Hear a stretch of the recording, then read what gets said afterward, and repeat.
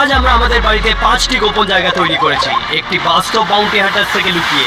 আমরা যখন ছোট ছিলাম তখন থেকেই আমরা সিক্রেট রুম চাইতাম, আর আজ আমাদের কাছে 5টা আছে। এই সিক্রেট রুমগুলোকে খুঁজে পাওয়া অসম্ভব, আর আমরা এটাকে নিয়ে খুব কনফিডেন্ট। আমরা একজন পেশাদার বাউন্টি হান্টারকে এই রুমগুলো খোঁজার চ্যালেঞ্জ দিয়েছি 1 ঘন্টার মধ্যে, আর ও যদি এটা করতে পারে তাহলে আমরা ওকে দেবো 10,000 টাকা। বাউন্টি হান্টার আর কিছুক্ষণের মধ্যে এখানে পৌঁছে যাবে, তো চলো আমরা শুরু করি।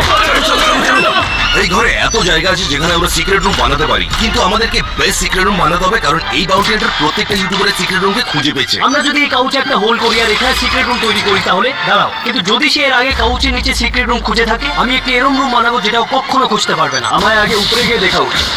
আরে দাঁড়ো, আমি যদি এয়ার ভেন্টের ভিতরে সিক্রেট রুম বানাই তাহলে কেমন লাগবে? ওরে বাবা রে! ও, এই ওয়াশরুমটা তো খুবই সুন্দর।